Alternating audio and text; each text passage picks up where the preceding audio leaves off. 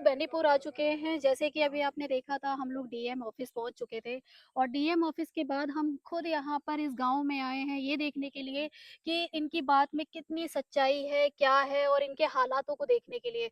और परशुराम दल के जो राष्ट्रीय अध्यक्ष है गंगाधर शर्मा और पूरा का पूरा संगठन आपके सामने यहाँ पे मौजूद है। और हम इनसे पूछना चाहेंगे कि सर, आपने यहाँ पे आके देखा, आपको क्या समझ में आया है आपके बारे में?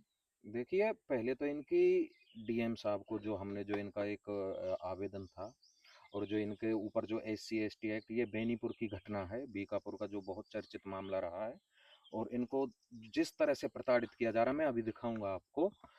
उस मामले में अभी डीएम के पास से हम आ रहे हैं और डीएम ने पूरा विश्वास दिया है कि हम वहां इनकी पूरी हेल्प करेंगे। लेकिन जो इनके साथ हुआ है वो झकझोर देने वाला है, दिल को दहलाने देने वाला है। क्योंकि इनकी स्थिति आप देखिए, मैं दिखाना चाहूंगा आपको। देखिए, ये आप देख रहे हैं, बिल्कुल कच्चा मकान है, पूरा आप देख सकते हैं, ये सब कच्चा मकान है इनका। आज तक शर्म आती है सरकार पे, शर्म आती है उन नुमाइंदों पे जो बैठे हुए हैं और जो कहते हैं कि ये भारत विकास कर रहा है। इनका आज तक विकास नहीं हो पाया। और ऐसा नहीं है पूरे गांव में, पूरे गांव के पक्के मकान है, सिर्फ इनका ही कच्चा मकान है। एक 21वीं सदी में आप जी रहे हो और डिजिटल युग आप कहते हो, और ये कच्चा मकान, ये आपको ये पता नहीं कितनी उजागर करता है। एससी एसटी एक्ट इनके ऊपर लगाया गया, इनको घर छोड़ने के लिए मजबूर किया गया। लेकिन अब ये तो होगा ही नहीं, घर नहीं छोड़ा जाएगा, क्योंकि अब हम खड़े हैं, ब्राह्मण समाज खड़ा है, परशुराम दल खड़ा है, ऐसा नहीं होने देंगे। कश्मीर नहीं बनने देंगे बेनीपुर को। लेकिन ये जरूर है कहीं ना कहीं क्वेश्चन मार्क। ये इधर देखो, इधर से ये इनकी बहन बेटियों को ताकते हैं, ये हमारे साथ खड़ी हैं, देखो ये माता जी खुद कहती हैं इस चीज को। आप आप बताइए कि आप इतने समय से यहाँ रह रहे हैं, आपको कोई भी यहाँ पे किस तरीके का अनुभव होता है? आपने आपकी बेटियां हैं, बेटियों के लिए डर होता है क्या? आपके मतलब क्या किया जा रहा है आप लोगों के साथ? हम लोगों के साथ बहुत ज्यादती की जा रही है और ये मैडम। कितने समय से चल रहा है? हमारा जन्म यही हुआ, मायके में रहते हैं। जब से शादी हुई उसके बाद से बच्चे हमारे हुए। बड़े बच्चे को मारा गया, कुएं में डाल दिया गया। वो खत्म हो गया 1 महीने बाद। उसके बाद उस लड़के का एक्सीडेंट हो गया। कोई ये कार्रवाई हुई इन पे जो नहीं जिन्होंने मारा? कुछ नहीं भैया। अब ये जो ये इनकी कोई पीड़ा कौन नहीं, सी है? FIR तक भी नहीं हुआ। लड़के का इलाज चल रहा है। हम लोगों की स्थिति है कि खेत बाड़ी सब गिरोई हो चुका है मैडम। हमारे पास कुछ भी नहीं रहा, कैसे हम बच्चे का अपने इलाज करें, कैसे क्या दे करें। घर की ये स्थिति ये है। आप देख रहे हैं कि कोई पत्थर दिल भी होगा, शायद उसकी भी आंखों में आंसू आ जाएंगे इन हालातों को देखने के बाद। उसके बाद भी हमारा प्रशासन एकदम पत्थर बन चुका है, उन्होंने इन लोगों की तरफ ध्यान चौदह नहीं दे मैं रहे। बताऊंगा आपको, 14 तारीख की घटना है। 14 तारीख से लेके आज 30 तारीख है। 30 तारीख तक इनके घर पर कोई उच्च अधिकारी नहीं आया है यहाँ पे, ना इनकी सुन ले। जबकि सोशल मीडिया पे ये इतना छाया हुआ है मुद्दा, इन्होंने पलायन के लिए भी बोल दिया है। अगर कोई सामने आया है तो समाज सामने आया है, संगठन सामने आए हैं, भाईचारा सामने आया है, प्रशासन अभी तक इनके घर पर नहीं पहुंचा है। आज जरूर जब डीएम साहब को हमने बोला है, परशुराम दल ने उनको ज्ञापन दिया है इनको साथ ले जाकर, तो डीएम साहब ने आज विश्वास दिलाया है कि हम जाएंगे वहां और सुनेंगे। लेकिन अब तक क्या था? अब तक क्यों कोई नहीं आया? 14 दिन बीत जाने के बाद ना कोई एससी एसटी एक्ट जो इन पर फर्जी लगा था, कोई कार्रवाई नहीं। कोई कार्रवाई हुई उस पर? अभी नहीं। कोई कार्रवाई नहीं हुई। जो इनका एफआईआर जो इनकी दर्ज थी, जो इनके बेटे का आपने देखा नहीं होगा, ये देखो, ये देखो, उन उन्होंने ये हालत की है इसकी।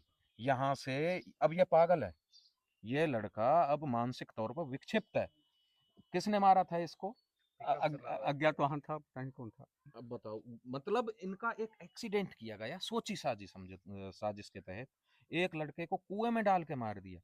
क्या करना और लड़कों चाहते के लिए हैं मतलब वो? साजिश रच भी रहा है, और लड़कों के लिए जो है मारने की साजिश रच रहा है। कौन रच रहा है इसकी विषय में जानकारी नहीं। इनको सर, मैं एक चीज़ आपसे जानना चाहूँगी कि आप एक एडवोकेट भी हैं, तो क्यों इतने सालों से इनका एक बेटे को ख़त्म कर दिया गया, एक बेटे की ये हालत कर दी गई, उसके बाद ये इनके घर की हालत है और प्रशासन इसकी सुनवाई क्यों नहीं कर रहा है? और ऐसा नहीं है कि इन्होंने इसके लिए कदम नहीं उठाया, राष्ट्रपति तक को इन्होंने लेटर लिखा गया है, तो उसके बाद भी इनकी सुनवाई क्यों नहीं की जा रही है? आखिर ऐसा क्या दबाव है, कौन-सा षड्यंत्र है? एससी जो इनके एससी-एसटी एक्ट जो इन पे लगाया गया है, उसके पीछे क्या वजह रही है? इसके पीछे केवल एक ही बात समझ में आती है कि चाह रहे हैं यहाँ के लोग आस-पास प्रशासन से मिले हुए हैं कि ये लोग अपनी ज़मीन छोड़ के भाग जाएँ। जो इनकी कितने विश्वास है करीब? लगभग 700 एकड़ है। हाँ, मेन 700 वही एकड़ है। है, यहाँ से तो वो ज़मीन अपनी छोड़ के भाग जाएँ, ये कच्चा मकान देख के अब मेरे पास तो शब्द नहीं है क्या बोलूँ? इतना दुखी हैं। बस मैं यही कह सकता हूँ कि आपके साथ हम लोग हैं, पूरी तरह ईमानदारी से रहेंगे और जो भी कानूनन या जो भी जो है मदद चाहेंगे पूरा करा जाएगा। मैं तो यहाँ तक बोलता हूँ, ब्राह्मण समाज के ऊपर मैं बोलता हूँ, परशुराम दल के माध्यम से मैं कहना चाहता हूँ, अगर सरकार इनकी सहायता नहीं कर पाती है, तो परशुराम दल और ब्राह्मण समाज इनको पक्का मकान बना के देगा। ये सरकार को एक चेतावनी है या चैलेंज है। अगर सरकार जो काम नहीं करना चाहती है, वो समाज करके देगा। ऐसे इस नहीं रहने इस देंगे बात हम। पे तो शर्म आनी चाहिए सरकार को, प्रशासन को। अच्छा, क्या आप योगी मोदी जी के लिए कोई इसके में कोई आप वो भेज देना चाहते हो उनको कि भई ऐसा क्यों हो रहा है? क्योंकि ये पूरा जो अयोध्या क्षेत्र है, ये योगी जी के हाथ में ही आता है। उसके बाद भी मतलब ब्राह्मण समाज के साथ इस तरीके से किया जा रहा है। इतने साल हो गए उनके मतलब बिल्कुल ही उनकी बुरी हालत हो चुकी है। एक मतलब किसी माँ का एक जवान बेटा मर जाना, दूसरे बेटे की ये हालत हो जाना और इतने सालों से कंटिन्यू इनको प्रताड़ित किया जा रहा है। क्या योगी जी तक ये बात पहुँच नहीं पाई है या वो सुनना नहीं चाह रहे हैं? नहीं, ऐसा नहीं है कि शासन और प्रशासन को इसकी जानकारी नहीं है। बस केंद्र सरकार द्वारा जातिगत तुष्टिकरण के तहत एक जो कानून बनाया गया है एससी-एसटी एक्ट, उसमें बिना जाँच के गिरफ्तारी हो जाती है। अगर ये पीड़ित परिवार न्याय के लिए कहीं जाता भी है, तो इसको सीधे गिरफ्तार कर लिया जाएगा। फर्जी मुकदमों में फँसा करके बोलेगा कौन? अब तक जो अब हम फँसाया हुआ है। हमारी आपकी ज़िम्मेदारी है कि हम आप इनकी आवाज़ बनें। सिस्टम तो इनके खिलाफ है, प्रशासन, शासन सब इनके खिलाफ है। अब आवाम को तय करना होगा, जनता को तय करना होगा। देख लीजिए कितना आमूल-चूल मतलब कि कम से कम चीज़ों में कैसे ये अपना जीवन निर्वाह कर रहे हैं। अब इनको कोर्ट कचहरी के चक्कर लगाने पड़े तो अपनी आजीविका देखें, अपना घर-बार देखें कि चलें वकीलों की फीस भरें। तो इतना बड़ा संकट इस परिवार के पास है। बच्चे का जो इलाज का खर्च आता है लाखों रुपए सालाना आपका खर्च आता है। कैसे आप उसको अफ़ोर्ड कर रहे हैं वो आप ही जानते हैं। तो इतनी सारी समस्या एक परिवार झेल रहा है मैं सब फोर्स और की तैयारी उसके कर बाद लूँगा। बगल में ये जो एससी कम्युनिटी है, इनके पास तो ब्रह्मास्त्र सरकार ने दे ही दिया है। इनके आरोप से ही ये दोषी हो जाएँगे, जेल भेज दिए जाएँगे, जाँच कहाँ होगी? उल्टा पैसा और मिलता है उनको। और जो छप्पर हाँ। अध्यजीत जला है इनका, खुद ही जलाया है, आगजनी का आरोप आप पर मढ़ा है और उसके बाद इनकी 50% जो मुकदमा लड़ रहे हैं अपनी जमीन का, उसको लगभग कब्जा कर लिया गया है और कितनी फंडिंग हो रही है। जिनके पास छप्पर रखने का पैसा नहीं था, अभी देखिए खूब टीन शेड लोहा सब आ रहा है। ये कोई 14 ना कोई तारीख पीछे की है सब इसके। सब ये षड्यंत्र के तहत इन्हें भगाया जा रहा है, ये लेकिन आपकी ऐसा अब पहल होगा थी, नहीं। आपकी मजबूती थी, तो जो आज इस परिवार की आवाज़ को सुना जा रहा है, आप स्वयं बता रहे हैं हरशंकर तिवारी जी, कि आपका हस्तक्षेप ना होता, तो प्रशासन तो इनकी सुनने से रहा, देखिए, सुन ही नहीं अब रहा था। सब सुनेगा। आप लोग जब यहाँ खड़े हैं, आप लोग जब ब्राह्मण समाज जागृत हुआ है, परशुराम दल के जो परशुराम दल है वो ब्राह्मण समाज है। ये सब भाई यहाँ आए हुए हैं और अब आपको डरने की कोई जरूरत नहीं है। तन मन और धन से सभी समाज आपके समाज सामने खड़ा है और साथ खड़ा है। आपको कोई भी किसी भी तरह की घबराने की जरूरत नहीं है। ये जरूर है कि जो अब तक हालात थे, इन पर हम आंसू बहाएं, शर्मिंदा हों या हम पश्चाताप करें, ये तो हमारा दिल ही जानता है। जो यहाँ आके आपका ये घर हमने देखा है, ये हम पीड़ा बयां नहीं कर सकते, लेकिन सरकार को ये नहीं दिखाई दिया है। ये बड़े शर्म की बात है। अध्यक्ष जी, अ, सरकार को दिखाई ये नहीं दे रहा है। 14 तारीख की घटना है क्यों भाई? 14 तारीख की घटना है। ये लोग अम्बेडकर जयंती मना रहे थे। हज़ारों की संख्या में थे और एक आदमी जो है गरीब बेचारा ब्राह्मण जाके आग लगा देगा इनके यहाँ। सब सरकार सब मिली हुई मन मंशा गढ़ंत। इनकी है कि ये खाली करके छोड़ के भाग जाएँ खुदे बम किसी पड़ाका तरह। कर रहे थे, खुदे आतिशबाजी अपना कर रहे थे। खुशी मना रहे थे, उसमें आग लग गई। होता उसी रंग 2 सिंट पे मर दिया। मैंने सरकार मिली हुई मैंने पूरी पहले भी कहा है, कश्मीर नहीं बनने दिया जाएगा बेनीपुर को। यहाँ से कोई पलायन नहीं करेगा। अगर यहाँ है ब्राह्मण परिवार, प्रतिष्ठित ब्राह्मण परिवार हैं, तो ये हैं और यहीं रहेंगे। मैं आप सबसे एक बात और जानना चाहती हूँ, कैमरामैन से मैं कहूँगी कि पूरा फ़ोकस किया जाए कि ये सिर्फ़ एक केस ऐसा नहीं है जिसमें इन लोगों के साथ ऐसा हुआ है। अगर आप देखेंगे तो ऐसे बहुत सारे केस हैं जगह-जगह पर जहाँ पर एससी-एसटी एक्ट के द्वारा लोगों को इतना प्रताड़ित किया जा रहा है ब्राह्मण समाज को। आप क्या कहेंगे इस बारे में? आप मुझे बताएँगे थोड़ा-सा आप में कि आपको नहीं लगता कि अब ब्राह्मणों को एकत्रित होने का समय आ चुका है? क्योंकि दलितों अगर दलित इस तरीके से ही ऊपर चढ़ के रहे, तो ब्राह्मण समाज को दबा देंगे और उसके बाद ब्राह्मण समाज का नामो-निशान हमें ऐसा लगता है कि बिल्कुल खत्म हो जाएगा।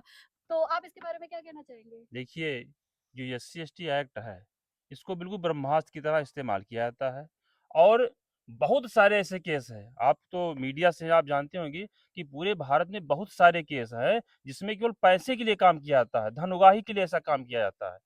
इसमें भी जो मामला दिख रहा है, इतनी बड़ी संपत्ति है, ये पूरा मुझे जो लगता है, आपने बताया इससे पहले भी हफ्ते 10 दिन पहले हम आए थे इन्होंने बताया कि 15 साल से विवाद चल रहा है। तो यही मामला समझ में आता है कि इनकी ज़मीनों को हड़पने का प्रयास किया जा रहा है और इस्तेमाल SC/ST का किया जा रहा है। जिस तरह से इनकी स्थिति है देखिए, ये बॉर्डर नहीं बने हुए हैं, रात में आदमी कैसे रहता होगा, बच्चे कैसे रहते और होंगे। इनकी बेटियाँ भी हैं। हाँ, बड़ी बेटियाँ हैं, बच्चे हैं, छोटे बच्चे हैं। हम कहते हैं कोई जानवर आके बच्चों को उठा ले जा सकता है या वही लोग जो आज इनके दुश्मन बने हैं, वही रात में अटैक कर सकते हैं। मतलब बुरा से बुरा काम कर सकते हैं। लेकिन प्रशासन नहीं जग रहा है। प्रशासन को पता नहीं क्या हो गया, कौन सी नींद में आ गया है कि कोई मतलब उससे नहीं है। तो ये सब दिक्कतें हैं। और अब आपने जो एक प्रश्न किया कि क्या ब्राह्मणों को इकट्ठा होने का समय आ गया, आपने बहुत सही प्रश्न किया है। आज नहीं जगेंगे हम तो फिर अब मौका नहीं मिलेगा। जो स्थितियां कर दी गई हैं और जागृति हो रही है, और जागृति हो रही है, आपके हाँ। चैनल के माध्यम से हम लोग देख रहे हैं, दूर दूर तक आपकी बातें जाएंगी। तो इसके माध्यम से हम लोग इकट्ठा हो रहे हैं, सब में जागरूकता ला रहे हैं। जो ऐसे भी हैं मतलब दूषित मानसिकता वाले हमारे ही मतलब वो हैं, ब्राह्मण परिवार हैं जो द्वेष भावना रखते हैं, उनको भी समझाया जाएगा कि अपने अस्तित्व के लिए आप सही दिशा में चलिए, आपस में द्वेष मत कीजिए। बिल्कुल, अगर पक्षपात होता रहा इसी तरीके से, तो ब्राह्मण समाज बहुत जल्द इस देश से खत्म हो जाएगा। और मैं प्रशासन से हाथ जोड़ के विनती करती हूँ कि बहुत जल्द से जल्द इस चीज़ पे एक्शन ले, क्योंकि ये कोई छोटी-मोटी बात नहीं है और ये कोई पहला केस नहीं है। तो इस ची कोई यहाँ पे आत्महत्या करने की कोशिश करता है, तो कोई अपनी जान दे देता है, कोई कुछ कर रहा है, कब तक प्रताड़ित होता रहेगा ब्राह्मण समाज? और अगर ब्राह्मण समाज एक हो गया, तो उसके बाद जो प्रशासन को बहुत ज़्यादा भारी पड़ जाएँगी चीज़ें, तो इसलिए प्रशासन को खुद इस चीज़ के लिए जग जाना चाहिए और इस पे बहुत जल्दी कोई ना कोई एक्शन लेना चाहिए और इन लोगों की जो दशा है और जो इनके साथ होता आ रहा है, उस पे प्लीज़ जल्द से जल्द इसकी जाँच-पड़ताल करें और इनको न्याय दिलाइए। बने रहिए मेरे साथ, आप देश क्रांति के साथ। आगे जो भी होगा हम आपको ज़रूर बताएँगे। नमस्कार।